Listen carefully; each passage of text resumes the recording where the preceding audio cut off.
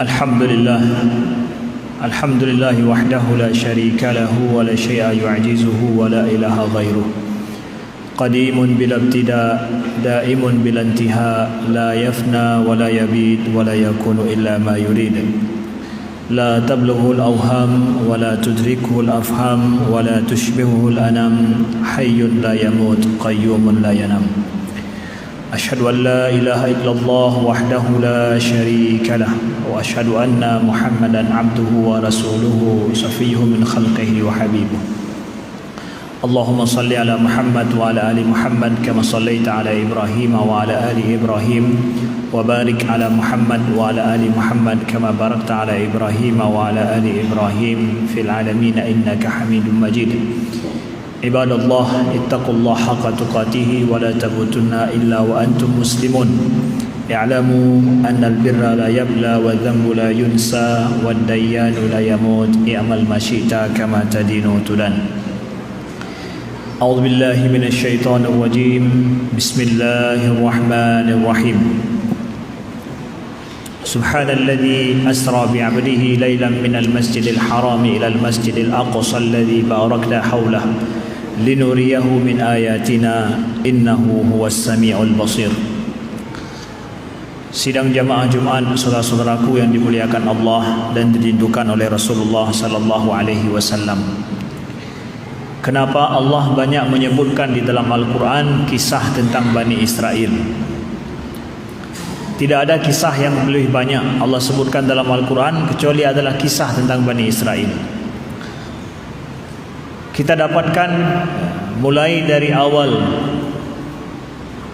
Al-Baqarah ya, sampai bahkan surat utuh seperti surat Thaha ya, Allah banyak bercerita tentang masalah Bani Israel. Dan kita tahu bahwa kisah di dalam Al-Quran itu adalah diceritakan bukan asatirul awwalin, bukan cerita zaman dulu yang tidak ada maksud dan tujuannya, tapi diceritakan oleh Allah tentang kisah-kisah ya, orang-orang terdahulu yang Nabi Muhammad tidak tahu bahkan ya. Tak lain adalah supaya untuk menjadi pelajaran bagi umat Nabi Muhammad sallallahu alaihi wasallam. Kalau seandainya kisah yang banyak di dalam Al-Quran tidak berguna bagi kita hari ini, maka kebanyakan Al-Quran itu sia-sia. Dan mustahil Al-Quran itu diturunkan Allah sia-sia. 70% Al-Quran itu kisah, cerita.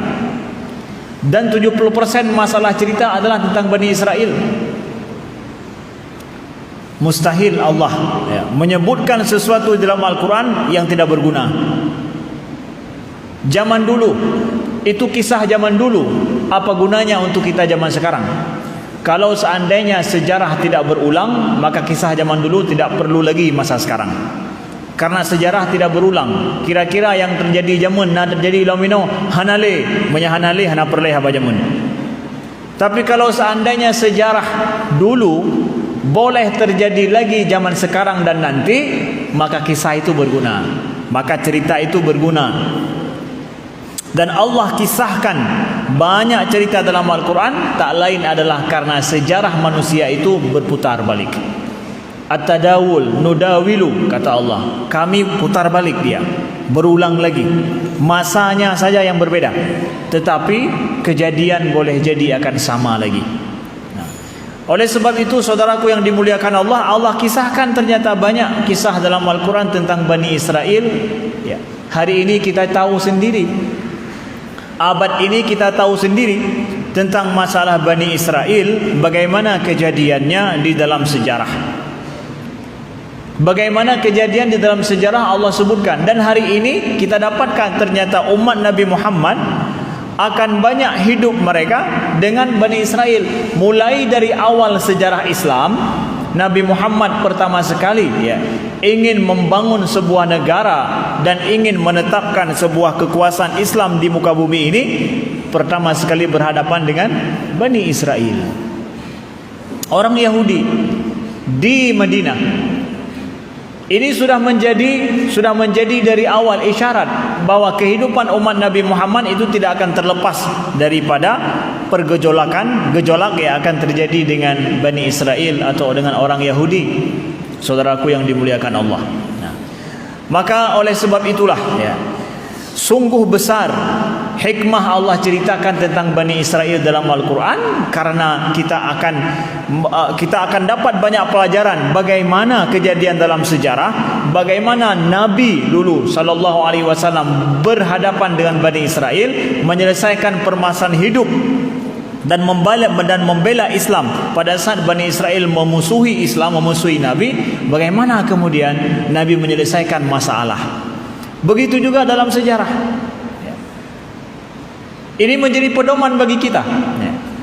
Hari ini, ya, abad ini, ya, masalah besar umat Islam, ya, di samping masalah intern, masalah pribadi, masalah masing-masing setiap negara, ada masalah umat Islam juga dengan Bani Israel hari ini di Palestina, ya, dalam abad ini. Yang kita tidak boleh memicingkan mata tentang masalah ini. Karena Rasulullah sallallahu alaihi wasallam secara tegas beliau sebutkan, man lam yahtam bi amril muslim bi amril mu'min falaysa minhum, ya. Barang siapa yang tidak begitu peduli, tidak peduli dengan perkara orang-orang muslim, orang mukmin, maka dia adalah bukan daripada mereka. Mathalul mu'minina fi tawaddihim wa tarahumihim wa ta'atufihim kamathalil jasadil wahid idza ishtaka minhu 'udwun tada'a lahu sa'irul jasad bil huma wa sahar, kata Nabi. Bahwa perumpamaan rasa cinta dan kasih sayang, wa ta'atuf, dan juga rasa empati, ya, di kalangan orang-orang mukmin itu, kata Nabi, masalul jasadil wahid, seperti satu jasad.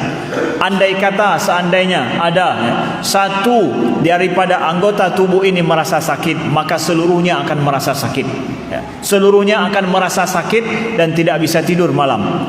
Begitulah umpama kita pada saat ada umat Nabi Muhammad, pada saat saudara kita Muslim banyak di Timur Tengah, Libya, Palestina, Yaman, ya, masalahnya banyak, masalahnya besar yang dihadapi umat Islam. Maka kita, saudaraku yang dimuliakan Allah, berada di Aceh, berada di Indonesia, berada di penjuru mana saja, kita tidak boleh memicingkan mata untuk tidak peduli tidak peduli terhadap itu. Masalah umat Islam itu adalah masalah kita bersama, dan itu adalah pedoman dan juga petunjuk dalam agama kita. Kalau ada orang yang ingin bilang bahwa masalah Palestina, masalah negeri Yaman, masalah negeri Libya itu adalah urusan mereka pribadi-pribadi, itu orang nasionalis, orang yang berpikir tanah sendiri, enggak ada urusan dengan tanah orang lain.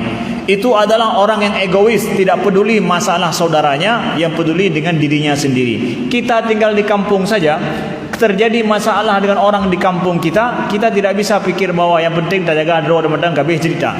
Tidak bisa. Umat Islam tidak seperti itu.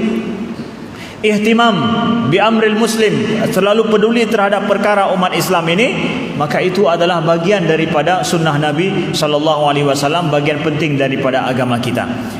Lalu ada yang sering bertanya bahwa apa hubungannya masalah Palestina dengan kita? Masalah Palestina itu adalah masalah iman kita. Itu masalah akidah kita juga. Ketika difirmankan oleh Allah di dalam Al-Quran, dalam surah Al-Isra, sejak dari awal surat Al-Isra, Allah sebutkan, Subhanalladzi asra bi'abdihi laylan minal masjidil haram ilal masjidil aqsa alladzi barakna hawlahu. Maha suci Allah yang telah mengisrakan, membawa nabinya, hambanya Nabi Muhammad sallallahu alaihi wasallam dari Masjidil Haram ke Masjidil Aqsa alladzi barakna haulahu, yang telah kami berkahi di sekitarnya. Nabi Muhammad dalam mukjizat diberikan oleh Allah adalah Isra Mi'raj beliau. Isra itu perjalanan dari Masjidil Haram ke Masjidil Aqsa. Kemudian dari Masjid Aqsa ke Sidratul Muntaha. Ada Isra dan Mi'raj, dua macam perjalanan. Itu mukjizat Nabi Muhammad. Kita imani semua itu. Pertanyaannya, kalau seandainya memang Isra Mi'raj itu intinya adalah ke langit, ke Sidratul Muntaha, bisa saja dari Mekah langsung ke Sidratul Muntaha. Untuk apa harus ke Masjidil Aqsa? Kan tembak laju dari Masjidil Haram ke Sidratul Muntaha. Apalagi kalau Allah mengetahui, ya, kalau nanti toh Kaabah kita bukan ke Aqsa di akhirnya, tapi ke Masjidil Haram, langsung tembak saja dari Masjidil Haram langsung ke Sidratul Muntaha. Kenapa harus ke Masjid Aqsa dulu? Inilah ikatan, ya. Inilah ikatan, ya. Dan inilah hubungannya, bahwa, ya, Masjidil Haram ke Masjidil Aqsa itu adalah tidak bisa dipisah. Masjidil Haram dan Masjidil Aqsa itu adalah dua tempat suci, ya. Dan juga dengan Masjid Nabawi, 3 tempat suci yang Nabi suruh kita untuk banyak mengunjungi 3 masjid ini. Tusyaddur rihal, yang kita berusaha terus menerus untuk terus kita kunjungi Masjidil Haram, Masjid Nabawi, Masjid Aqsa. Hari ini kita bisa kunjungi, kalau bukan karena wabah, kapan saja kita mau boleh pergi ke Masjidil Haram. Kapan saja kalau mau kita boleh pergi ke Masjid Nabawi. Kapan saja boleh pergi ke Masjid Aqsa? Enggak.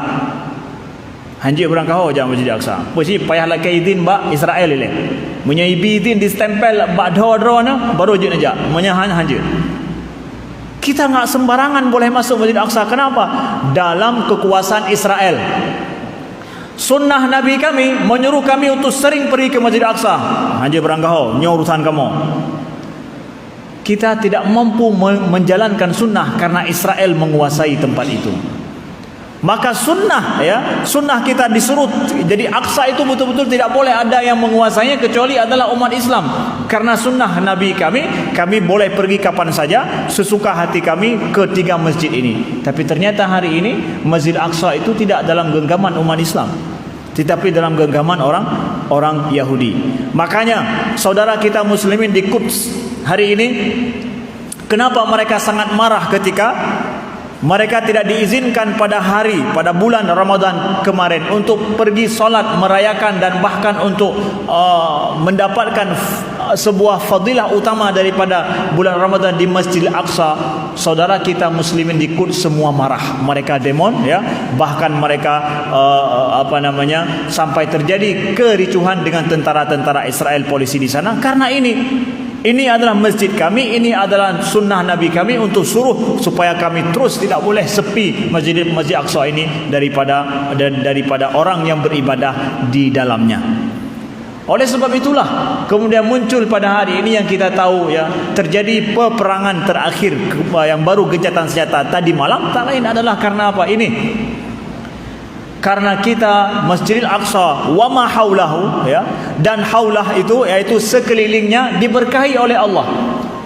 Imam Tabari menyebutkan bahwa apa makna Masjidil Aqsa dan sekelilingnya diberkahi oleh Allah, artinya adalah bahwa diberikan, ya, berkah dalam berupa tanaman, hasil panen yang baik dan bagus di sekelilingnya. Imam Qurtubi menyebutkan bahwa diberkahi sekelilingnya Masjid Aqsa itu apa? Sekelilingnya berarti seluruh areal Palestina dan juga negeri Syam. Maknanya apa? Di situ adalah, ya, Allah berkahi dengan banyaknya para anbiya diutus. Kemudian diberkahi dengan apa? Diberkahi dengan banyaknya para orang-orang soleh yang diutus oleh Allah Subhanahu wa taala di sekelilingnya. Banyaknya orang-orang baik di sekitar itu. Hari ini justru bangsa terkeji, orang-orang yang berbuat keji, yang enggak beriman kepada Allah, justru itu yang paling banyak di sekitar Masjidil Haram. Apakah ini menodai keberkahan yang telah diberikan oleh Allah? Ya, mereka telah menodai keberkahan tanah ini, ya. Maka tanah ini adalah Masjidil Aqsa dan sekitarnya itu adalah tanah umat Islam. Yang ketika Islam berkuasa di daerah itu, ya, justru semua agama itu mereka bebas beribadah di tempat itu. Ada orang Yahudi dulu di situ, tapi di bawah kekuasaan Islam sejak Amirul Mukminin, kemudian direbut kembali oleh Salahuddin Al-Ayyubi. Ada orang Kristen yang beriman, yang mereka mengamalkan ajaran mereka, boleh di dalam kekuasaan Islam. Semua boleh. Tapi hari ini pada saat orang Yahudi berkuasa, orang Islam enggak boleh masuk ke tempat mereka. Orang Yahudi orang Kristen enggak boleh masuk ke tempat mereka. Tahu tidak kita bahwa wakaf orang Kristen di daerah Palestina, di daerah Quds, bahkan gereja mereka yang tertua dan yang paling mulia menurut mereka, itu kuncinya dipegang oleh umat Islam sampai hari ini.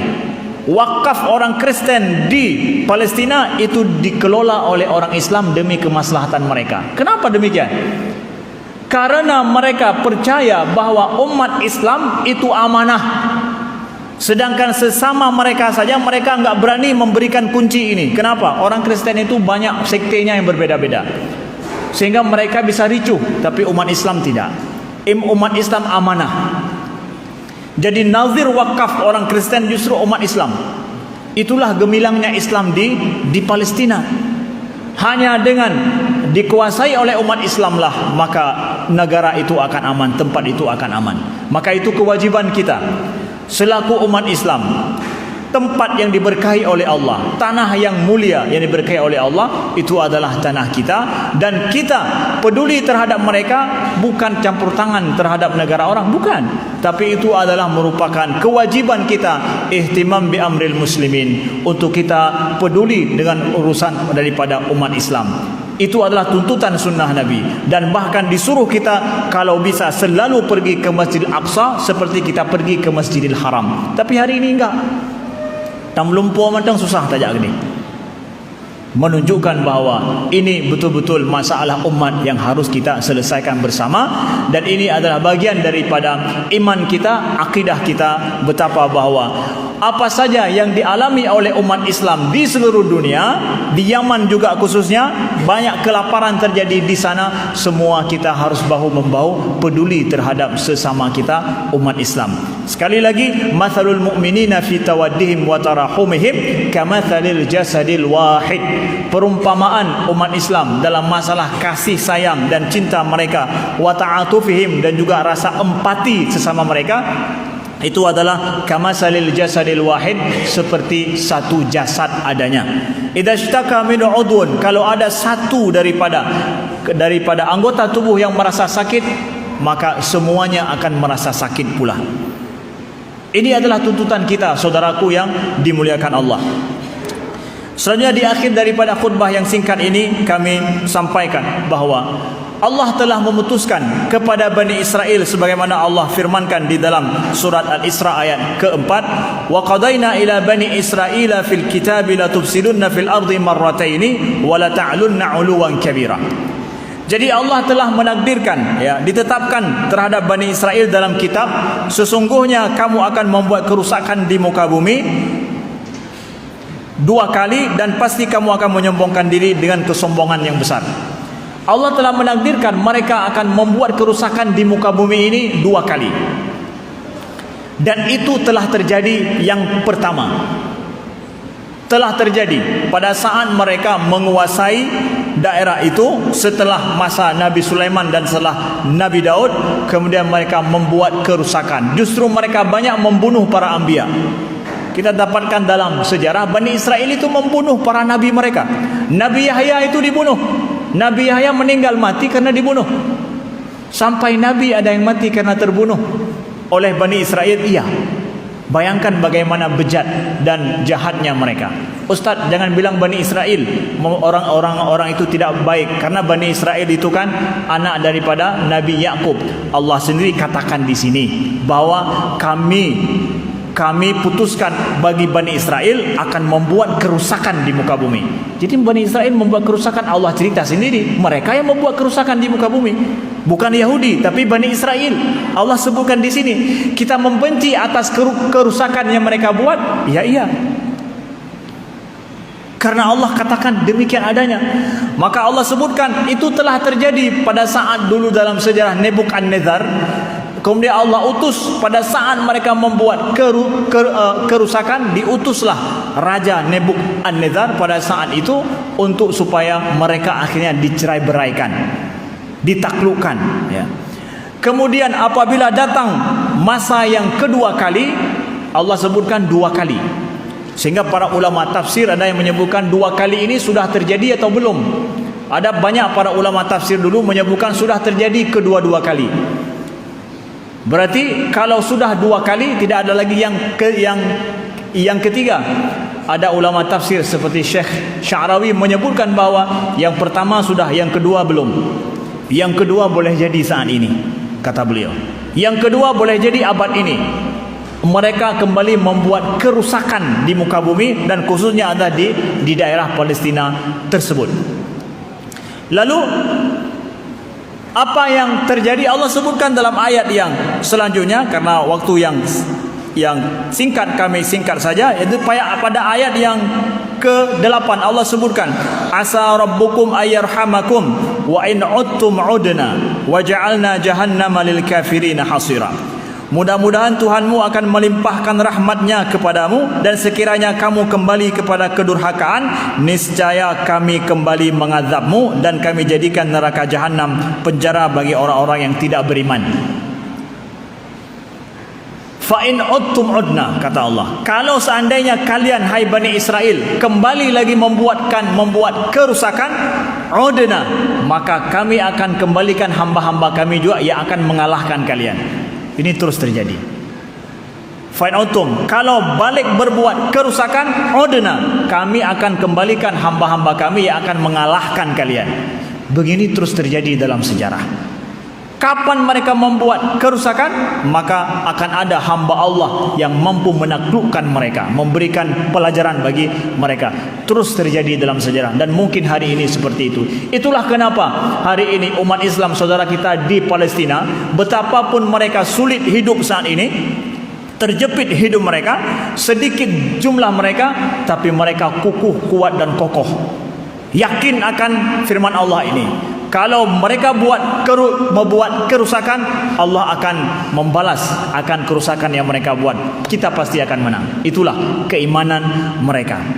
Maka saudaraku yang dimuliakan Allah, ya, kita yakin Allah pasti akan menolong hambanya. Siapa? Yaitu mereka yang beriman dengan Allah dengan benar. Kam min fi'atin qalilatin ghalabat fi'atan katsiratan biiznillah. Betapa banyak ya orang-orang yang sedikit itu mampu mengalahkan orang-orang yang banyak biiznillah, dengan izin Allah. Innallaha ma'as sabirin, sesungguhnya Allah bersama orang-orang yang sabar. Itulah dia kunci umat Islam. Mereka tidak perlu banyak, tapi perlu kepada orang yang sedikit tapi beriman penuh kepada Allah, dan mereka sabar. Baik, dah kira kita nyawa panen tak apa tang kita. Yang penting sabar syaram tua. Kemudian iman kepada Allah. Itu kunci kemenangan umat Islam sejak Nabi berperang dalam perang Badar sampai perang orang Israel melawan orang Mesir dulu pada tahun 73. Orang Mesir jumlah sedikit, persenjataan mereka tidak kuat.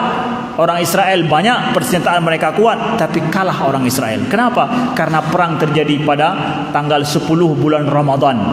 Lam bulan puasa, orang Mesir gemu perang, ge tengah ge puasa gemu perang. Persenjataan sedikit. Mana lebih banyak harus bersabar, saat berpuasa atau tidak berpuasa? Tengah puasa. Tapi pada saat itu mereka menang. Makanya setiap 10 Ramadan orang Mesir merayakan hari menang terhadap orang-orang Yahudi.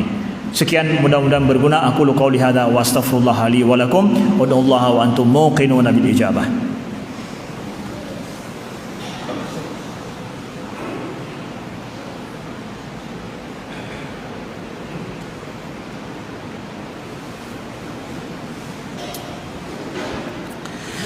Alhamdulillah nahmaduhu wa nasta'inuhu wa nastaghfiruhu wa nastahdihi wa na'udzu billahi min shururi anfusina wa min sayyiati a'malina may yahdihillahu fala mudilla lahu wa may yudlil fala hadiya lahu.